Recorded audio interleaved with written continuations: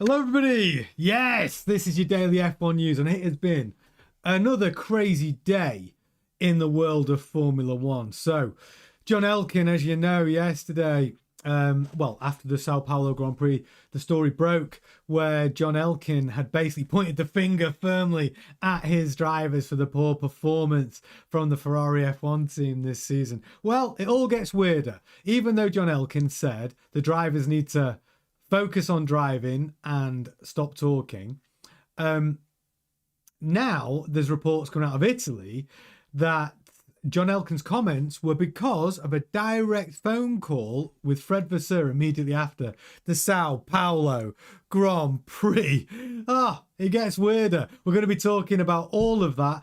We've also got the news about Totowolff, who's selling shares in Mercedes. And we've also got a nice story about Cadillac for 2026. Sergio Perez, he has got some lofty ambitions and we're going to get into all of it. But before that, you know what? This is F1 Grandstand. I'm Tony Craig. And if you are an F1 fan, then of course you're in the right place. Do me a favor, smash a like on the video, subscribe to the channel if you haven't already, hit the notification bell so you can stay up to date with all of our content. And if you feel like hyping it, do that as well. All of your support is so gratefully appreciated. Thank you so much. Right. Okay, I'm going to say a quick hello at the chat. Who've we got in the chat tonight? Kyle, hey Kyle, building a Pierre Gasly Lego car. Gemma, nice to have you with us again. DT in the house. Yeah, DT, we're doing all right. The channel's growing nicely. Channel's doing really good, really well. We're so pleased. So yeah, I'm super grateful for all your support because all you OGs, Kyle, Gemma, DT, all you OGs that's been supporting the channel when it was just those few people chatting in the chat on our live streams. So grateful to all of you. But let's keep going. Let's see how big we can build this community. But let me start off with the weirdness. The weirdness that is the clown show at Ferrari. Now, if you just joined the stream, I will just catch you up super quick. If you didn't know, John Elkann, the chairman of Ferrari, gave some pretty damning statements after Sao Paulo Grand Prix, basically told the drivers, Leclerc and Hamilton, they need to focus on driving and that they need to stop talking. I'm not going to go into it totally because if you look at my videos from yesterday, we really covered this story in a deep way, and you can watch all those videos at your leisure. But what I would say is he also heaped praise on the engineers. It just showed a real lack of understanding of how the Formula One team operates, and to praise the engineers when the engineers actually and the designers are at fault for building a pretty bad SF25 car where they designed it with a ride height that couldn't be sustained throughout an entire Grand Prix. So then they couldn't solve it this season. They bought new suspension, it hasn't really worked, and then other teams have solved it mid-season. Red Bull, the reason why Red Bull's performance has been so much better is because they solved the ride height issue, they solved the plank wear issue. McLaren, Mercedes all solved that problem. Unfortunately, the Ferrari engineers weren't able to do it. So anyway, I'm not going to go into it fully, but basically he was just completely out of touch. He blamed the drivers and the pushback has been pretty horrendous for John Elkann. I'd say 90% of the F1 community and the Tifosi as well, the fan base for Ferrari all said, hey John, you're not quite right here, mate. It isn't the drivers. The car's not been good. You praise the engineers because they're pretty good at pit stops. Not really the metrics that you want to be judging your entire pit wall for an engineering team and design team. It's really out of touch. But the interesting story today is about Fred Vasseur. So let me get into it. This story, sorry, that's the Jensen Button one. This story was in F1 Oversteer, but they got the story from an Italian news outlet called, let me just remind myself, it's called Top Speed. It's all written in Italian. But anyway, let me get into what was basically said. Fred Vasseur, after each Grand Prix, has a private conversation with John Elkann to fill him in on what's gone on. Now, what this Italian outlet are saying is that Top Speed reports that Elkann called team principal Vasseur after the Sao Paulo Grand Prix. Vasseur is thought to have given the Scuderia chairman another tail and potentially even blamed Hamilton and Leclerc for their misery. Elkann, believing Vasseur's excuses to justify Ferrari's most recent failures, as the American-born Italian has done previously, led to his unprecedented attack on Hamilton and Leclerc. His message on Monday was also aimed mainly at Hamilton after his comments on Sunday. So what they're basically saying is that Fred Vasseur, being Elkann's guy, Elkann's man, running the F1 team, that they're basically saying that because Elkann, perhaps, it's not his job to run the Formula One team, is it? It's his job to pick the guy to run the Formula One team. And it sounds like that from the Italian outlet, they're saying that Fred Vasseur has been pulling the wool over Elkann's eyes with his reports, and because Elkann doesn't have a really thorough understanding of how the F1 team works, that Fred Vasseur is basically covering his own arse, throwing the drivers under the bus. And that's what they're accusing Fred Vasseur of. Okay. Now, here's my question to the chat, to all of you. Because Fred Vasseur actually gets championed by Hamilton and Leclerc. They both say he's the right man for the job. He's a good team principal. The real question is Fred Vasseur hamstrung with the way the Ferrari culture is in that Formula One team? What I'm saying is Fred Vasseur actually a good guy, or is he not fit for purpose to run the Formula One team? Now, I'm going to try and give a balanced view. Fred Vasseur publicly said Ferrari have changed the team principle, they've changed the drivers, there's only one thing left to change, and he was pointing at the culture. Now, that's fine if you're a man who's able to lead a team to change all of that culture that you've got at the Ferrari F1 team. He hasn't been able to do that, has he? That's the truth, because you've got engineers who have been there for over 20 years from the Schumacher era when they were winning, right?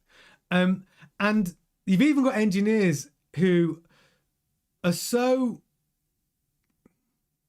I'm going to say disobedient, but they would have an argument, almost a fisticuffs fight with Fred Vasseur at the racetracks in front of people, disagreeing with him.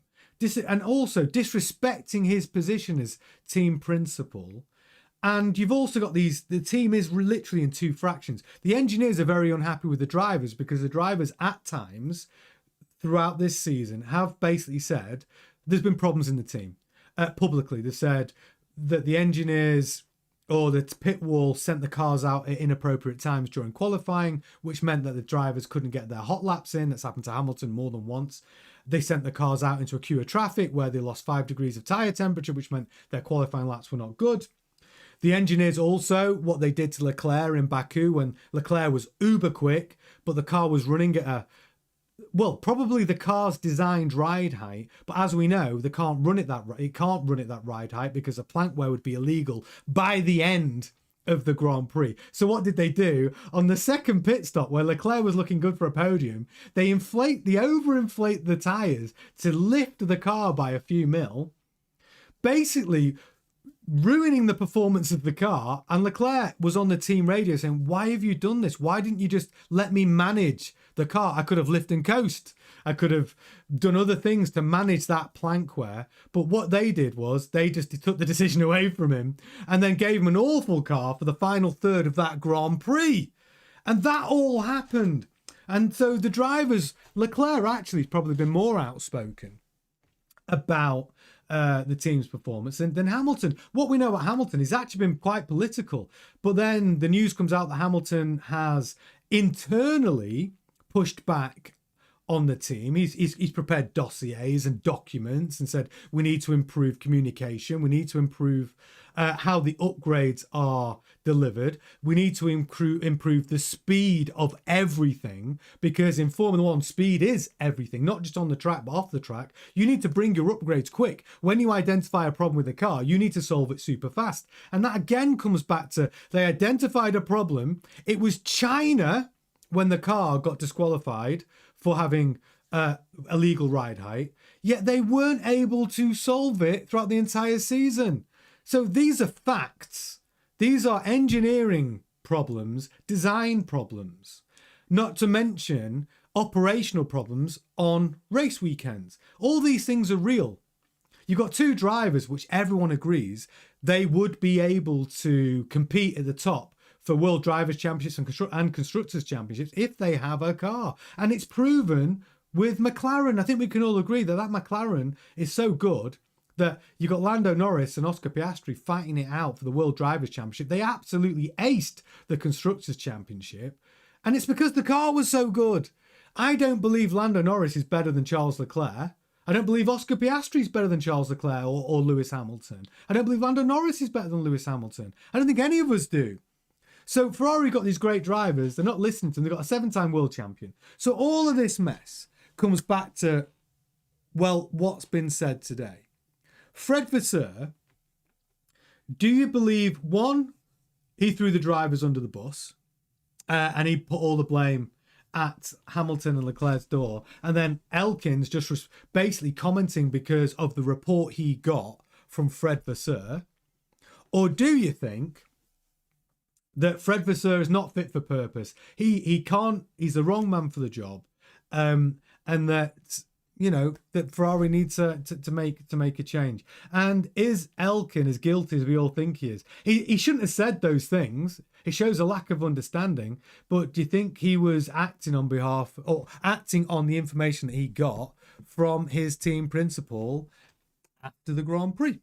Anyway, I'm going to come to the chat. Oh, wow. Oh, my God. Look at this. Kyle, thank you so much for your super chat. $20. Brilliant. Thank you so much. I'm so grateful. So grateful. I always forget to mention the super chats. Thank you so much. He says, I'd rather put the money here than YouTube TV. Oh, mate, listen, thank you so much. So appreciated. And DT as well, $20. Congratulations on the growth. F1 GRANDSTAND's going to be huge. I hope so. I just hope that I can deliver a space where we can all have a great community, where the lives get really busy, the videos do really well, we can all enjoy the watch-alongs, and just keep improving the content and keep improving what we do on the channel and just get bigger and bigger. And honestly, guys, I'm so grateful. Thank you so much.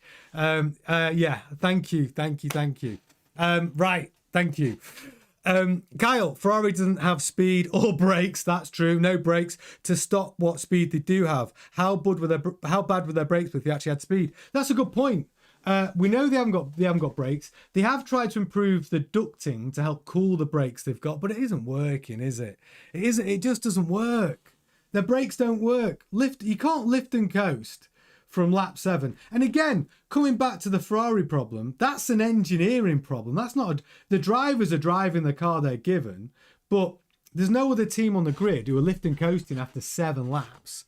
I mean, that's just crazy. It's crazy to think that car is any good. And it always comes back to John Elkann's comment saying that the engineers have done a winning performance. It's just not true. Kyle says McLaren used tyre water. What they use tyre water? What for? Elaborate, Kyle.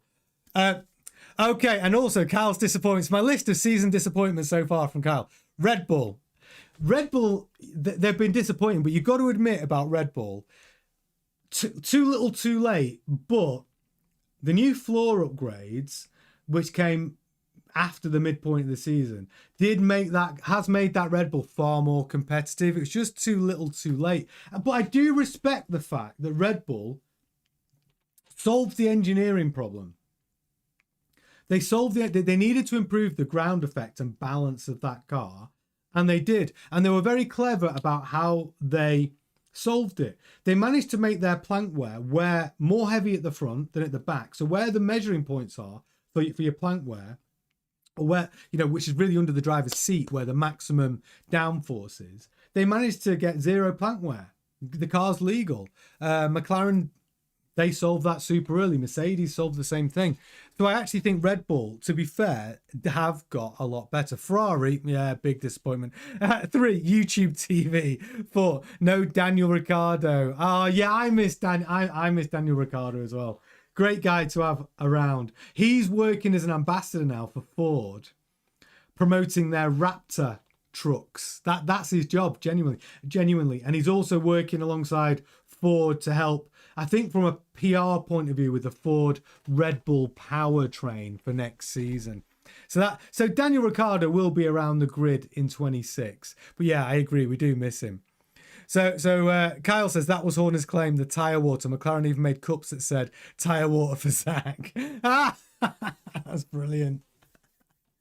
Well, I think what I need to give Horner a bit of credit actually for the resurgence in form for that Red Bull car midway through the season, because like I've said before, that new floor upgrade, which really changed everything, that was a new platform for them to build from, to kick on and become competitive. It was actually, we know it was a Horner upgrade. It was something that he recognised within the team early in the season, and it was something that he put into development. Obviously, he'd been sacked at Silverstone, and the actual upgrade came later. And I think Laurent Marquez has been getting an awful lot of credit for that, but it was definitely a Horner upgrade. And on the whole Laurent Marquez debate, I think the jury's still out, because is he really running Red Bull? Is he? I think Helmut Marko's really running Red Bull. Helmut Marko decides on who's going to be driving for Red Bull and Racing Bulls. Laurent Marquez does do the day-to-day, obviously, and the operations at race weekends, but I think the jury's still out. On Laurent Marquez taking over that Red Bull team. But yeah, I think, but the Ferrari story gets twists and turns. It's getting weirder and weirder, and I think ultimately there's more to come, because the big question is, when it comes to Vegas next weekend, you've got Lewis Hamilton and Charles Leclerc both having to do press day on the next Thursday. And the only thing that Lewis Hamilton is going to get asked about is those comments from John Elkann. And really, Ferrari, since all this story's blown up and everyone's pushing back on those comments, and it's caused a bit of a media storm within F1, they've not said a word. Ferrari have not come out with anything. And that's what made me wonder about this story that's come out from Italy about the Fred Vasseur phone call. Is it the seeds of a new narrative to protect John Elkann's reputation, and throw Fred under the bus and cast some shade on Fred, because that's going to be the change? But the drivers, though, they're the ones that are going to face the media. Lewis Hamilton, Charles Leclerc, it's them. They'll be facing the media next Thursday in Vegas. And the only thing they're going to ask about is John Elkann's comments. And I don't know how they're going to handle it. Are they just going to shut it down and just give a party line saying everything's fine at Ferrari, everyone's working towards this 2026 car? The whole team just looks a mess. They're going to have to do something. And I think actually, because John Elkann's now the devil or the villain in the story, quite rightly right at the moment, is he going to try and put that shade onto Fred Vasseur and say, hey, I was just saying what I was told from my team principal, and because of that, he has to go. I have to change it. But then again, his comments about the engineers, his stupid comments about let's celebrate our consistent pit stops have been around 2.2 seconds on the DHL Pit Crew League. I mean, come on, yeah, it's a little round of applause for that. But come on, John. You know, if you're trying to mark that out as an achievement when the season's been so terrible, it does show a huge lack of understanding of what it takes to win with your F1 team, to rebuild it. It's a cultural wholesale change. Enzo Ferrari, you know, would be turning in his grave seeing what is happening, because you got to remember as well, Ferrari are P4 in the Constructors' Championship right now. They're P4, right? That's a mid-team. It is a mid-team. It's Williams, you know. And I know they need to fight, because in the history books, Ferrari finishing second to McLaren, regardless of being 300 points behind them, finishing second looks a lot better in the history books than finishing fourth. But, you know, there's not many points between it. So I'm just going to quickly tell you. So Mercedes are currently second on 398 points. Red Bull Racing are third on 366 points. And Ferrari are fourth with 362 points. So, you know, you're talking 36 points behind Mercedes with 3 Grand Prix left. And Mercedes just hit a decent run of, you know, a decent bit of form. Kimi Antonelli's coming to his own. Last 2 races, Kimi Antonelli's been pretty remarkable. He's been ahead of George Russell all the way through the weekends. And to get his highest ever position of P2, to hold off Max Verstappen's attack in Sao Paulo was brilliant. It was brilliant. And so Mercedes now are doing really well. And I think we'll see Mercedes. I don't think Ferrari are going to get P2. If I'm honest, and I think the way Max is driving when he's got a good car underneath him, I think it's going to be. I don't know. I mean, I think really P2 is going to be between Red Bull and Mercedes. That's what I think. I think we might see Ferrari finishing P4 in this championship. It's the darkest time in Ferrari's history, and the man who's supposed to solve it, John Elkann, is so out of touch. So that story's going to go on and on. I will keep you updated as the story develops throughout this week. But what I like about the live shows is this is where we can get interactive. This is where we can have our conversation through the chat window. And I'm going to move it on. I'm just going to go to the chat. Yes, DT, full speed ahead. That's right. Let's see how big we can make this community. Let's go. And Kyle says, yeah, Gemma says the Ferrari PR machine will have leaked that one to the Italian press. Yeah, I honestly, that's my intrigue, actually, Gemma. Is that the leak into a new narrative of that story? Because that story's not going away, right? John Elkann right now looks a bit of a div, doesn't he? So they're going to need to do something, and John Elkann is going to want to kind of, you know, not be the villain in the story, because right now he just looks like a completely out of touch owner that doesn't even understand Formula One, and that is not a good look for him. So yeah, it could be that the acorns are being planted, and let's see how that story develops over the coming days. But as we've just been talking about Mercedes and their uptick in form, we're going to go on to the next story tonight, which is one of Gemma's favourites. Get in the car, George! Get in the car! See, my Totowolff impression is just getting stronger and stronger. So what's this story about Totowolff selling shares in the Mercedes team? Well, it is true. Maybe Totowolff is short of a bob or two.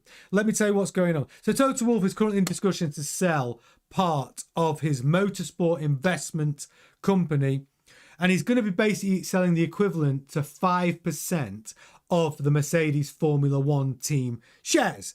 Now, Mercedes Formula One, because of this, has got a valuation of $6 billion.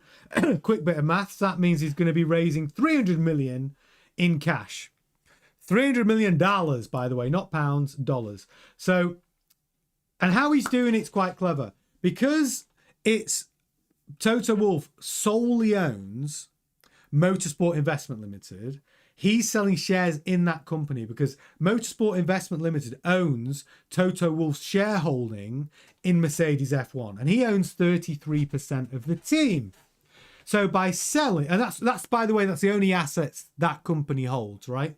So by selling 5% of his holding company, basically they are basically getting 5% of Mercedes F1 shares, which means that 300 million will be going into Totowolff's pocket. But who's buying the shares? Okay, well, it's an American entrepreneur. It's a guy called George Kurtz. He's the CEO and co-founder of US-based cybersecurity firm CrowdStrike. Now, CrowdStrike came on board as a Mercedes sponsor in 2019, but Kurtz is an avid sports car racer himself. Now, you got to remember, Mercedes racing is currently structured with 3 owners. It's Wolff, Mercedes-Benz, and Ineos, Jim Ratcliffe, who owns a massive chunk of Manchester United. Now, it's only those 3 entities that own Mercedes, and it wouldn't change anything, because what people thought was, well, if Totowolff shareholding goes down, does that change anything to do with the operation of how Mercedes operates? Mercedes Formula One team operates. This is what Mercedes have said. We'll be making no comment on this. But then they go on to comment. The governance of the team will remain unchanged, and all 3 partners, Mercedes-Benz, Totowolff, and Ineos, are fully committed to the ongoing success of Mercedes-Benz in Formula One. So that's a no comment from Mercedes. So what it basically means is, does it change anything? Does it change anything at Mercedes Formula One team? Well, no, not really. It doesn't change anything. It basically, everything's still the same. The only difference is that Totowolff makes a quick $300 million into his back pocket. I wonder what he's going to spend it on. This is my wonder. I wonder what he needs. Totowolff is already a very wealthy man. His salary is ridiculous. And remember, the top 3 paid members of a Formula One team, not including the drivers, their salaries and fees do not come out of the Formula One team's cost cap. So Totowolff is already a very, very well paid man, but he sold 5% of his stock. Basically, he's going to raise 300 million. Now I wonder, what does he want that money? What does he want that money for? I mean, what's he going to do with it? I'm curious, because 300 million is not to be sniffed at. A new boat. Is he going to invest it in Christian Horner's new race team? Let's speculate. But yeah, I wonder what it's for. Gemma says he needs another yacht. He needs another yacht. Kyle says, if Yuki could get points, Red Bull would have locked up position 2 in the constructors by now.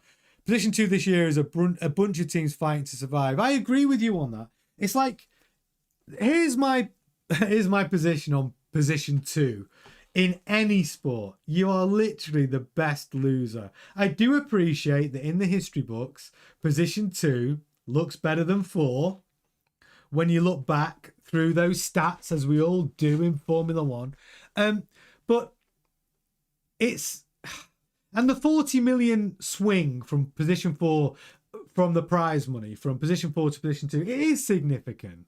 Like 40 million's 40 million, right? But we're talking about teams who do have all the money. Ferrari have all the money. Mercedes have all the money. Mercedes Formula One team makes a profit. It made a profit of $200 million this year. And then you've got sort of Red Bull, which as a drinks company, I mean, gosh, they're just so wealthy, right? Red Bull have just got all the money.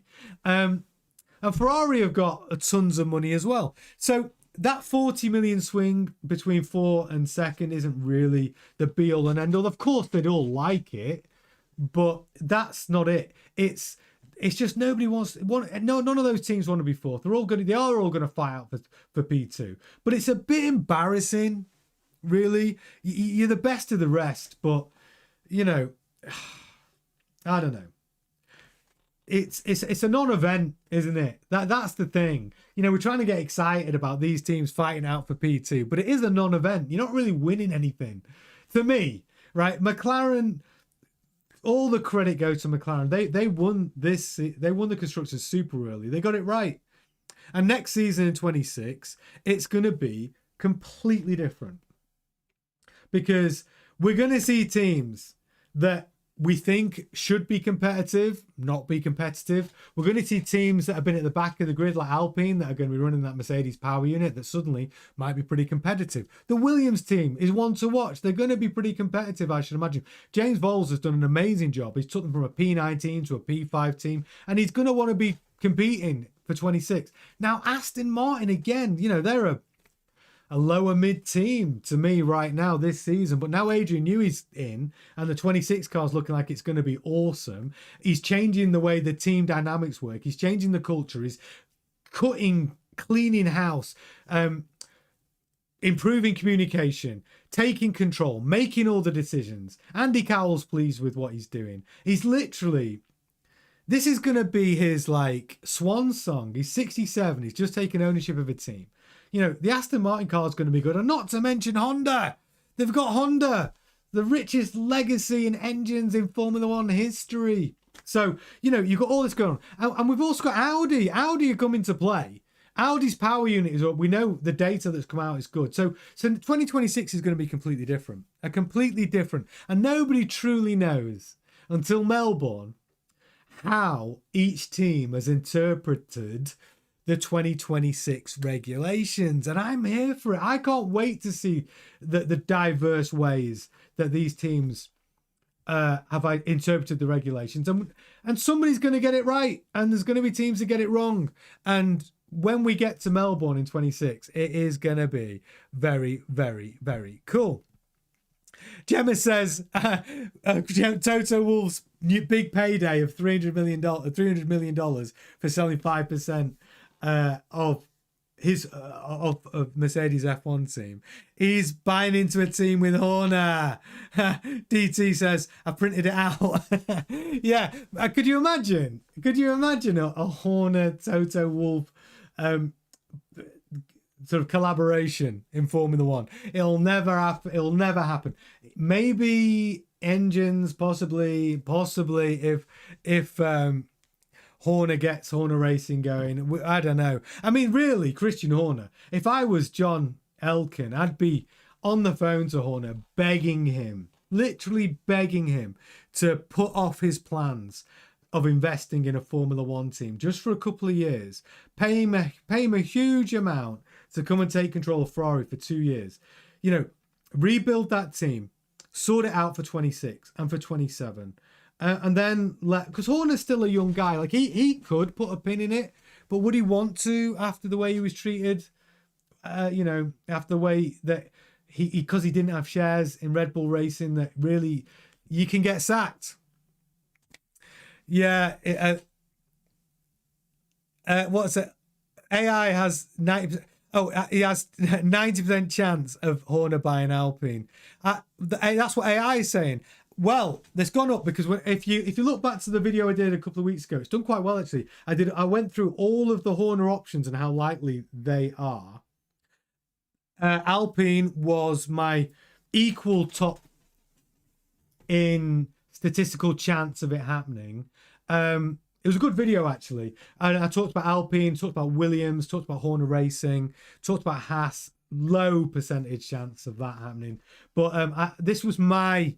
I said that Horner would have a 30% chance of doing the Alpine deal, 30% chance of Williams, and a 30% chance of, well, all 33.333 recurring, and a 30% chance of Horner Racing. So those were my predictions. I love the fact, but that was last week and things change, don't they, within the Formula One landscape. But I love the fact that AI is saying 90% chance. What does he know that I don't know?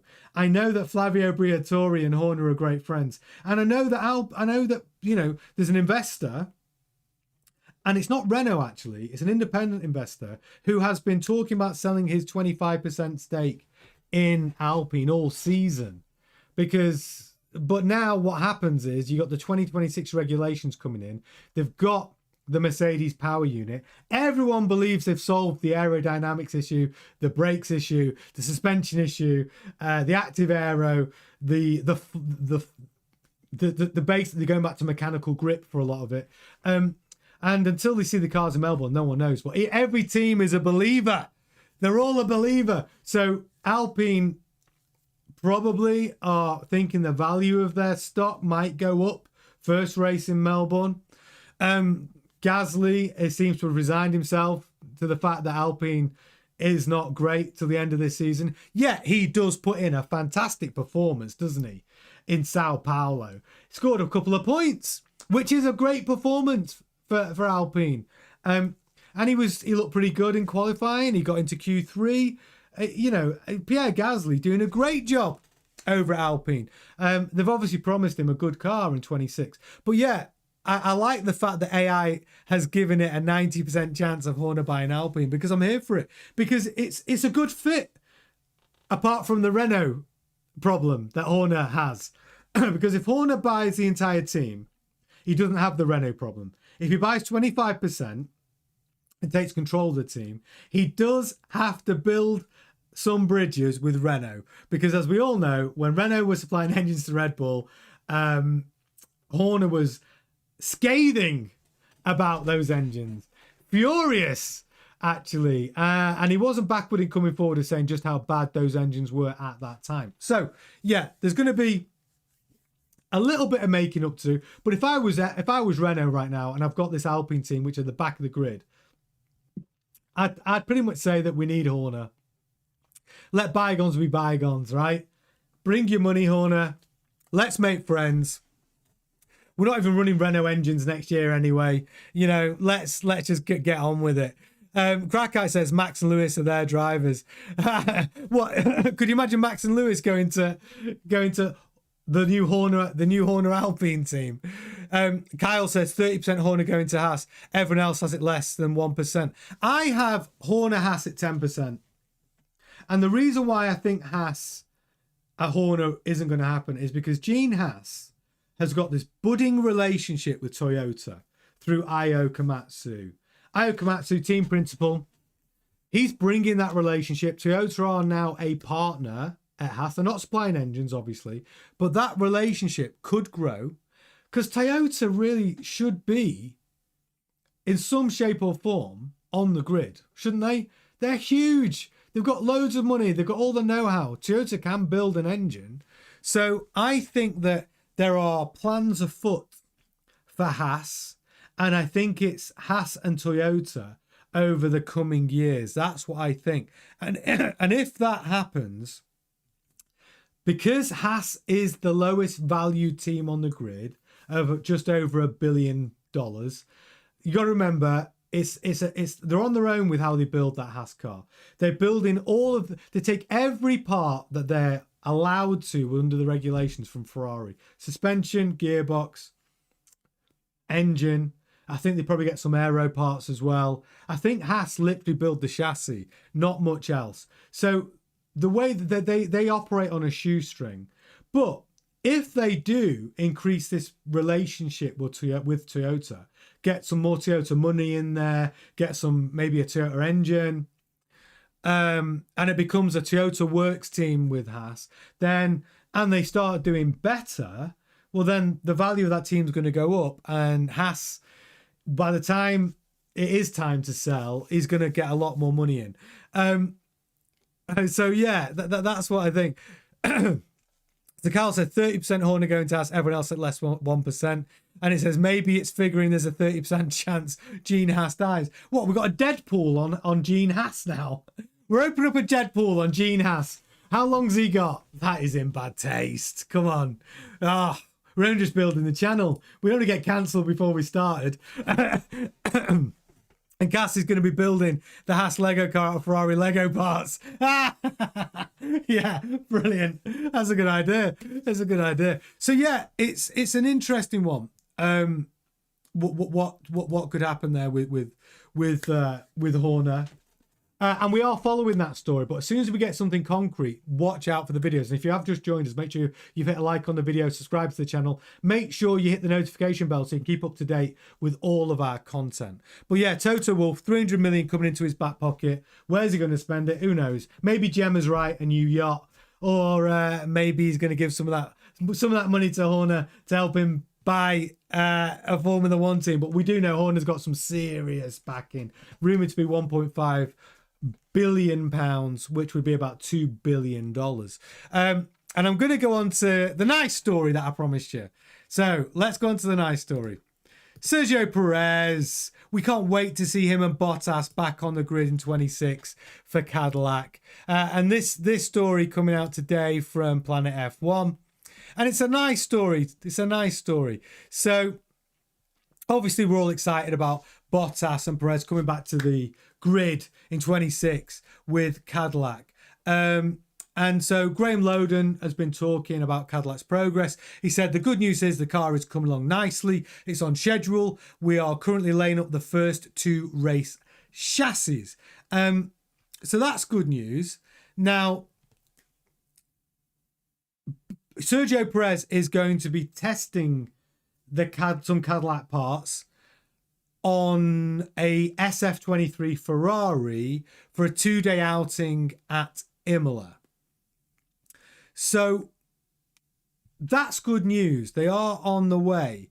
And what Perez has said, he said, I really believe of the podium dream. I think I've been on the podium with all the teams I've drove for, except McLaren. I think we're going to start at the back of the grid, but progressively move forward. But ultimately, in the near future, that podium is the target. And it doesn't matter who gets there, Perez or Bottas, as long as it's Cadillac. Now, these are big dreams, really. When Cadillac are coming back to the grid, or coming to the grid for their first season in Formula One, Sergio Perez saying he believes in their first season they can get a podium. I mean, that's a big statement.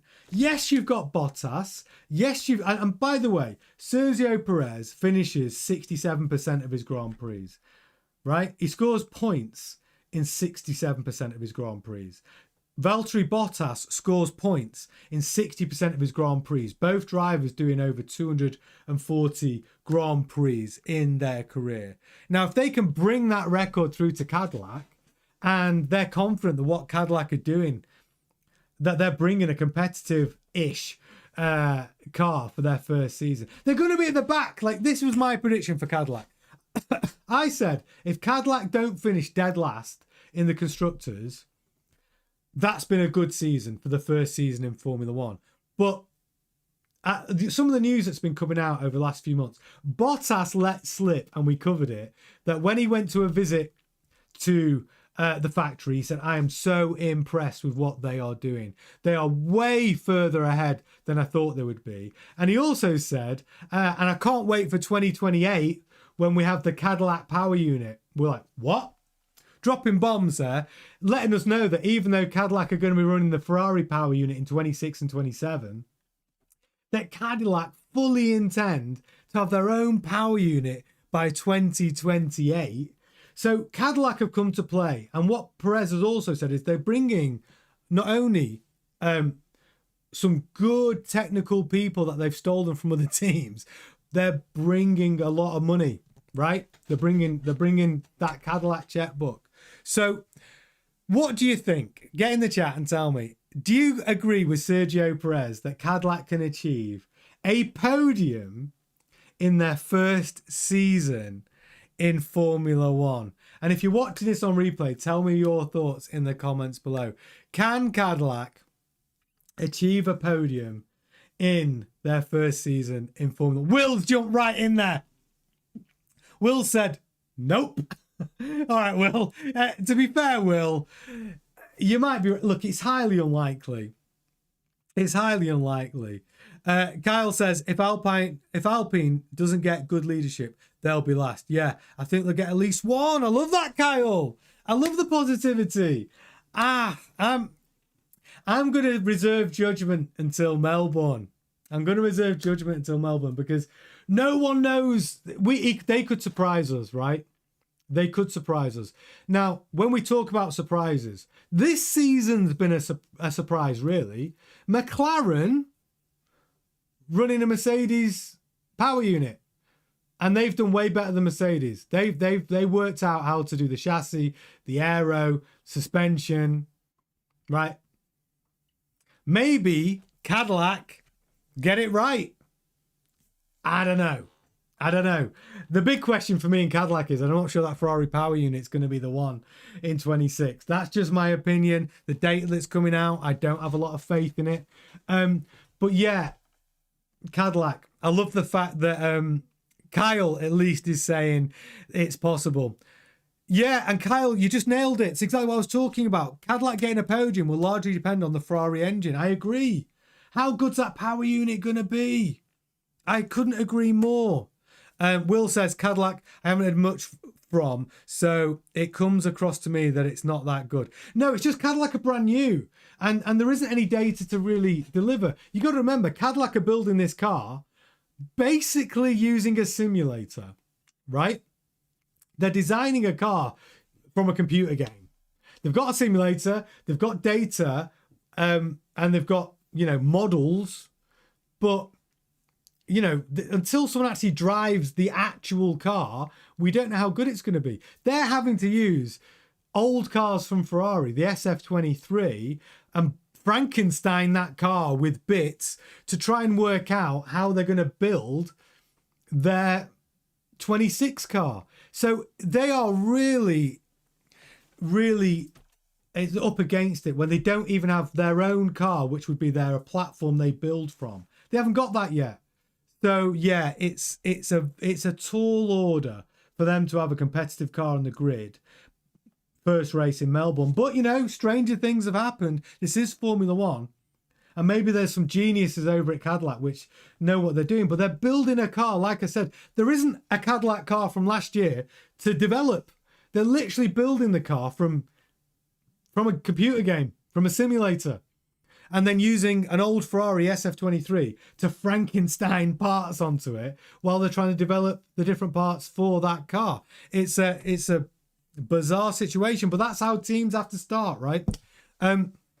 Will says, also I feel that worst engine with best aero is just as good as best engine with worst aero. So if they don't have the best engine, it's basically not getting a podium. Do you know what, Will? Aero in this era of car, the ground effect era of cars, incredibly important. But what's happening next year, because we're going to almost a lot of mechanical grip and we're losing the Venturi tunnels, we're losing that ground effect to help solve the dirty air problem. So we'll then able to help cars overtake and hopefully improve the racing. It means that the power unit, the reliance on the power unit goes up. And actually the reliance on the aero is going to come down. So the power unit has never been as important until, going back to 2014, when Mercedes dominated because they had a great power unit. But that's what we're going back to, really. But it's not just the power unit, is it? It's the power unit with the battery. The battery's going to play a part. How good's your battery? Because the electrification isn't insignificant at 50% of that power. So, but that power unit package, including the electrification, is going to be the most important part of the Formula One car, in my opinion, next year, which is good because you're going to have regenerative braking, which means the motor's going to do a lot of the braking, which might help Ferrari in some ways, because as we know, Ferrari don't know how to stop their car over 72 laps because the brakes don't work and they don't last. So maybe that'll help them for the 26 car. I don't know. Kyle says, I love that Cadillac is simulating the races live. They are participating in the races virtually. And I remember most of Cadillac's team has experience. Exactly. Like, I'm not saying that the simulator isn't going to be valuable. And they are simulating the races. But because it's basically software and a simulator, which is obviously hardware, how good's their software? That's the thing. How good is their modelling? If you look at what Adrian Newey's done, and bringing in, is it Benoit? Correct me if I got his name wrong. The godfather of simulation, to help sort their simulator out, because Aston Martin have got the best simulator in the world, but it's the calibration. Adrian Newey said that simulator's not going to have any value for 2 years because we can't set it up. So he's brought in, I think it's Benoit to do it, ex-Ferrari guy who was literally the godfather of simulation. have Cadillac got that expertise? Have they got the right modeling for that simulator to provide great data to make sure that it translates to real world and real world car? But it's a different way to build a car, really. I mean, I know all F1 teams having to do it right now. They're all in simulators. Charles Leclerc's been in a simulator with a 26 car Ferrari, and he said it's awful. No one likes driving these cars in the simulators. So if the simulator is accurate about the real world car for 26, all I know is every driver who's doing that testing, Max Verstappen included, they've all said these 26 cars are awful. No one likes them. That's basically what they're all saying. So yeah, it's a wild time, but I wanted to end this tonight's show on a positive. And I think that Cadillac coming to the grid is a positive. I think Perez and Bottas hitting the grid is a positive. And I like the fact that Sergio Perez is saying that he's got this great ambition for him or Bottas, basically Cadillac getting their first podium in 26. And I'm here for it. I hope they do. It'll be great for the sport if Cadillac come in and can find some sort of competition within the mid-teams even. Yeah, it's really cool.